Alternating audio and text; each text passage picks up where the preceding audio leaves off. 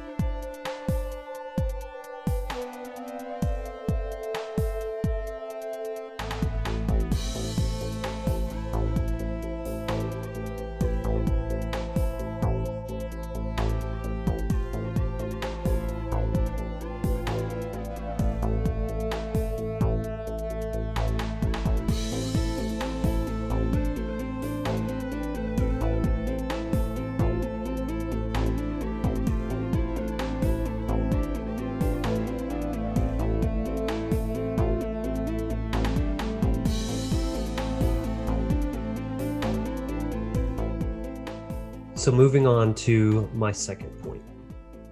Morality is not limited to simply cause and effect, which is one of the 7 Hermetic principles. And I'm probably going to spend the most time here. So to understand where I'm coming from here, I first feel the need to sort of differentiate 2 words, morals and ethics. Yes, this is a bit semantic, but words like truth and morality are just too complex, I feel, to be used so broadly. So first, let's talk about ethics.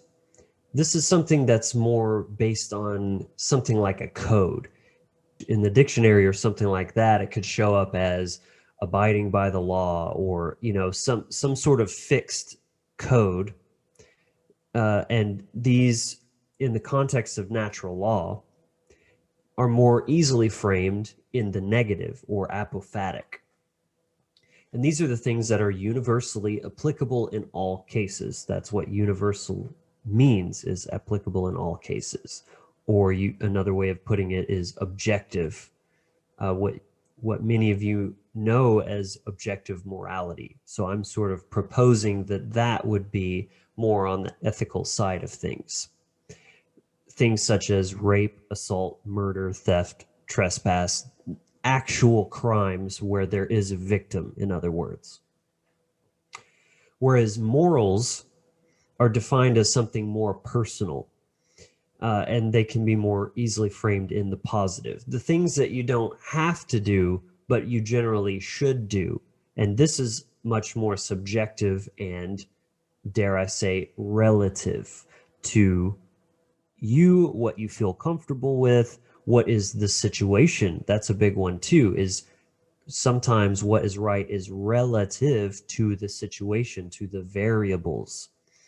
So morals can be things like, say, to do with others, like feeding the homeless, when to end a relationship or a business partnership, how often to call your mother, or how you speak to other people and how you treat people. These aren't things anyone can really tell you exactly what's the exact right way to do it. It's kind of just up to you to go with what you feel, kind of use your conscience. They can even be something to do with only yourself. For example, choosing to eat a healthy diet, or whether you want to seek Western versus alternative medicine for a problem, or whether to listen to Nickelback or watching too much TV. You can say that those things are bad and they are harmful, but it's still that person's choice to make, and no one can really rightfully stop them from doing that.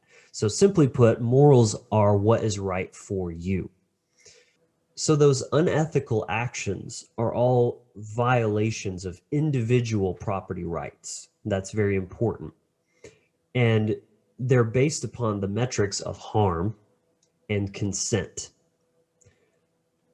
So if the action taken is a consensual act but causes harm, you could say that it is immoral. In other words, for them, it's harmful, but it is not unethical in that it is a right that can be taken. It's an action that can be taken. If the action is not consensual, then regardless of the harm or even perceived harm, that action is unethical, because that consent is foundational to living in a free world. And so only if it is consensual and not harmful is it then ethical and moral. In other words, in harmony with the higher good of yourself, your health, things like that. And the reason for this distinction is to account for personal sovereignty, which is based in rightful property ownership. You own yourself, full custody, 100% of the shares, and no one else does. And the same is true of everyone else, hence the word universal, applicable in all cases. Your interactions with others obviously include others, and therefore are mutually owned. Your interactions are mutually owned property, and you do not have the full say. So anything that's only to do with you, you have 100% of the say. And when it includes another person, then that responsibility is then shared. So when you engage in a long-term relationship with someone, that relationship then becomes mutual property. And when that consent is withdrawn, regardless of how the other person feels, that's why I say that the consent is kind of the bottom line there. Is that is what is engaging in mutually consensual behavior or voluntary behavior. So I like to teach natural law in a simple way, stated as such: if this, then that, sort of the cause and effect aspect of that. If this happens, then that will happen. Or if you do this, then this will be the outcome. But that also applies to the conditions themselves. If these are the conditions, then this will be the outcome. And so the outcome can change based on those conditions, even if the action is the same.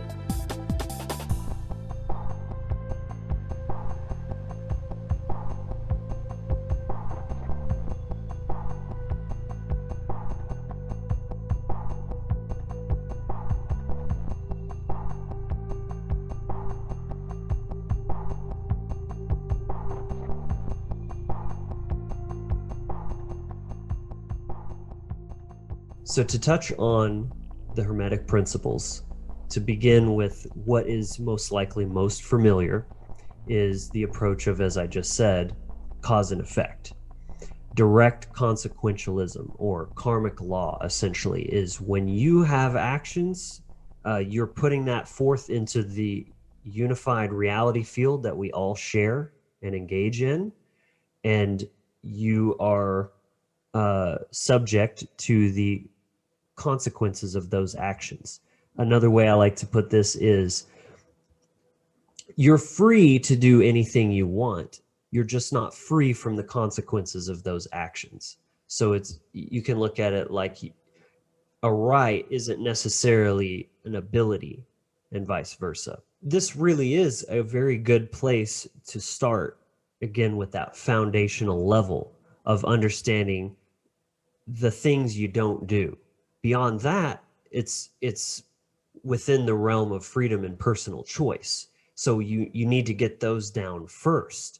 And if people could do that, we'd already be 80%, 90% closer to a better world.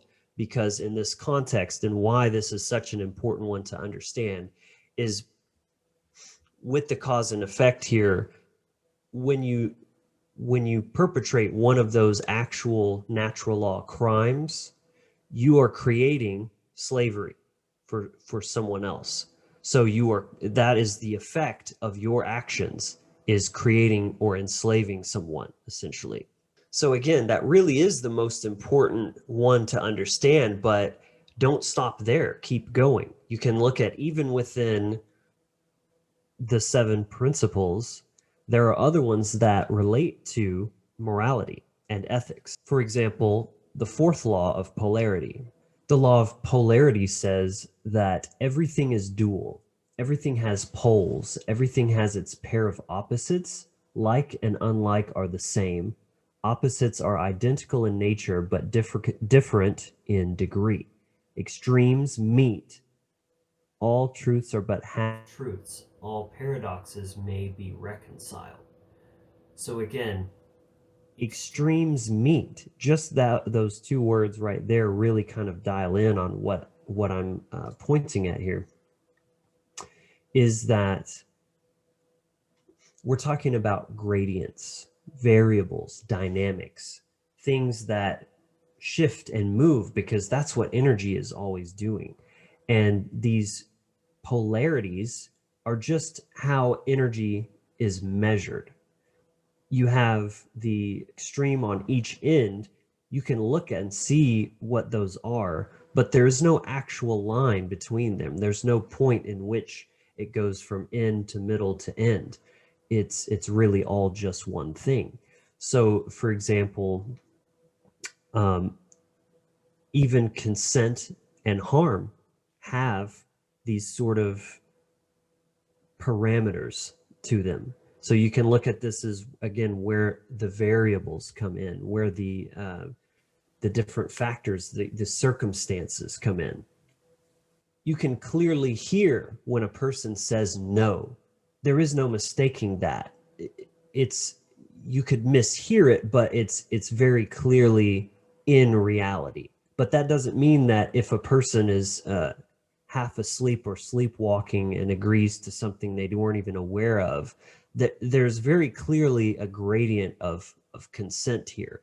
Or even, and there's a lot of ways you can look at this, say the age of consent, literally, or the maturity spectrum is a gradient. There's no one day that a person wakes up and they're fully autonomous and mentally developed enough to make their own decisions fully. That it happens on a timeline over time. So again, there aren't these hard lines, and trying to draw them, I feel, really disconnects you from that holistic intelligence, that balanced perspective. You also have the law of gender, which is masculine and feminine, positive and negative, essentially how there is a dualistic aspect to everything. I think the most potent way to apply this perspective is seeing that there's that subjective and the objective element to everything. Take something like beauty, for example. They say beauty is in the eye of the beholder, and there is truth to that, but all truths are but half truths. There's a reason why some people are just naturally treated better, they get better job opportunities because people agree that there is beauty there. And you could even look at that as based on um, objective sacred geometry, and that our eyes can perceive the golden ratio in a face and symmetry and see that beauty is apparent. That's not just subject to someone's perception. There's something to that that other people can see and subconsciously agree on. So there is both a subjective and objective aspect to beauty and pretty much everything else, including morality and ethics. So there is that subjective or that objective factor that applies to all people, in that everyone has consent and the ability to deny that, and no one can want to have their consent violated because that is how it's defined by its definition. That is universal. And so applying a certain code to your own life that you don't apply to other people or extend that same courtesy, that is a logical fallacy and therefore is in conflict with truth. So there is such thing as objective good. And so even, for example, you can choose to put bad food in your body. That would be an immoral decision because, well, it's your body, it's your property, but you're not respecting yourself as a divine being that's connected to nature. You're putting something disconnected from nature into your body, and the cause and effect of that is your body starts to decay so that it can recycle, and you get to try again because you got it wrong. So good health is objectively good. Nobody doesn't want to be healthy, and if they did, they're also mentally unwell, because only a mentally unwell person would want to be unhealthy or to have harm done to them. So I hope you can see where painting this bigger picture here, in that zoom out and see all the different dynamics, all the different laws, and how they interact with each other, and not focus so much on just the one area. Again, there's so many different ways you could slice this and dive deeper. This is literally just skimming across the surface, and I'm actually dying a little bit inside that I can't dive deeper on these. But another example would be the law of vibration. By simply operating at a higher vibration in your own consciousness, you wouldn't be focusing on always trying to dissect right from wrong, because it comes naturally. It's more even intuitive, for example. So that's another way you can see that looking at it more holistically is actually a lot more effective in the outcome and the overall moral conduct of a person.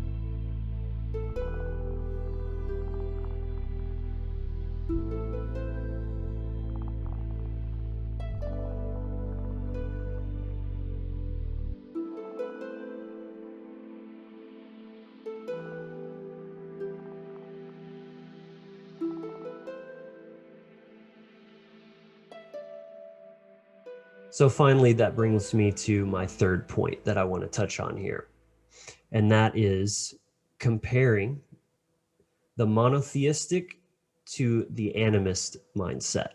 I'm aware that many of you are not familiar with the word animism, but it comes from anima, which is essentially the belief in a universal life force that gives anima, or this is where we get the word animate from, is when something is animated, it's imbued with the divine life force of the energy of the universe.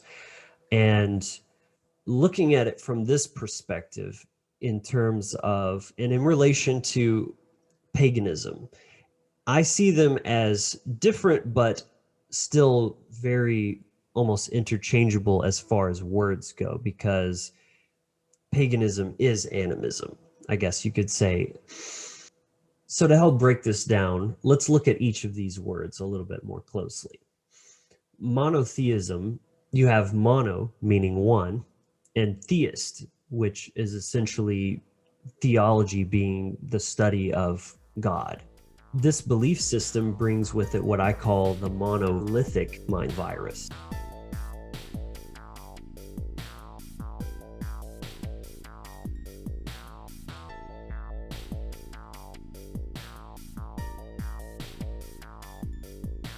Again, mono means one. These are monolithic belief systems. Monolithic meaning centralized and static, stagnant. Think about monoculture, where a single crop is completely obliterating a ecosystem and scorching the earth just to grow this one vegetable. It's stagnant and toxic, and it destroys nature, literally. Monolithic belief systems, such as monotheism, do the same thing on the mental plane. They create a disconnect between the subject and the actual spiritual experience, the human experience.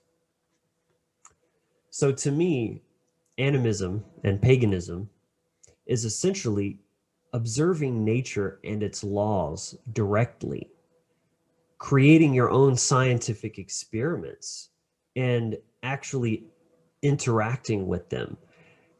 It means having a direct relationship with nature, with the gods, with the stars, the planets, the signs. These are all just archetypal concepts that are depicting very real cosmic energies that are all around.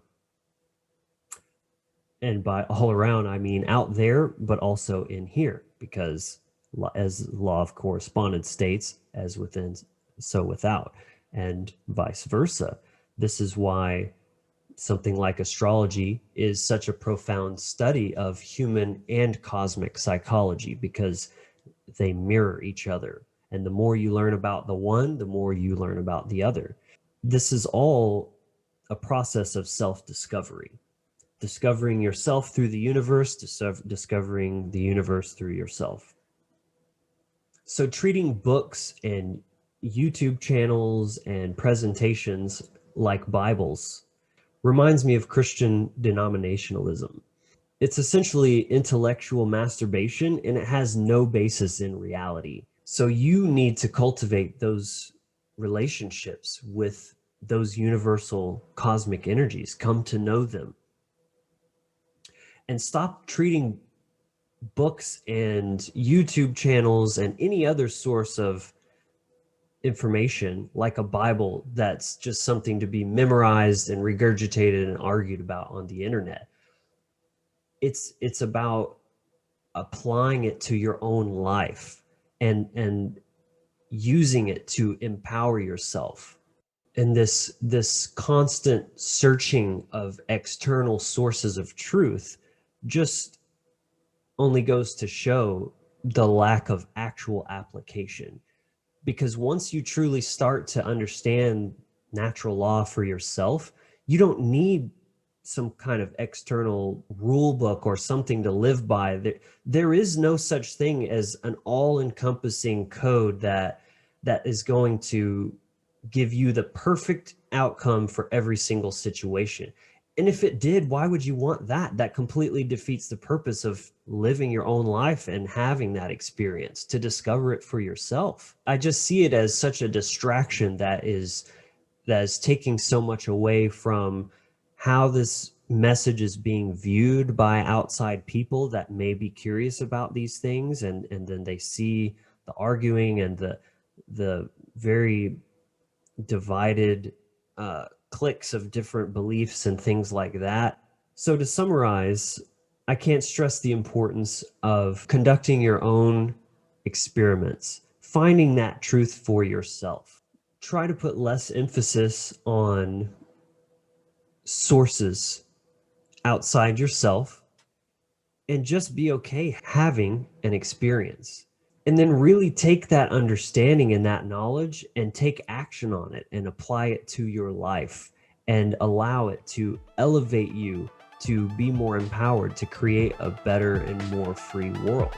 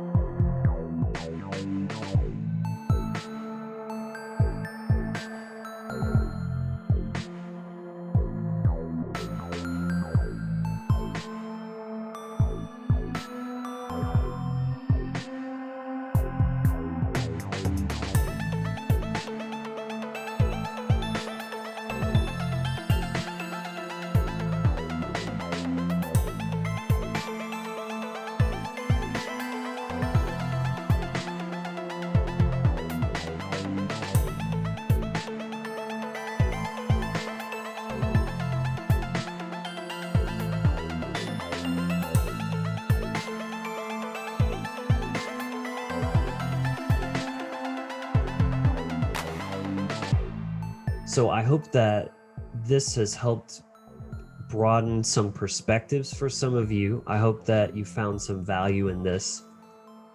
If you would like to see more of my work, I would love for you to check out the Wizard Factory YouTube channel. We have a podcast and thewizardfactory.com to find out more about our platform, where we offer various spirituality-based services such as personal consultations, rune readings, astrology readings. You can also find my other channel, Heartfire Visions, on YouTube, where you can listen to the full-length musical soundtrack which I produced for Mark Passio's upcoming Natural Law documentary. So again, I hope you enjoyed this presentation. It was a pleasure and an honor to speak here, and mad respect and shout out to all the other speakers here. I love you guys. And until next time, I hope you all stay empowered, inspired, and encouraged.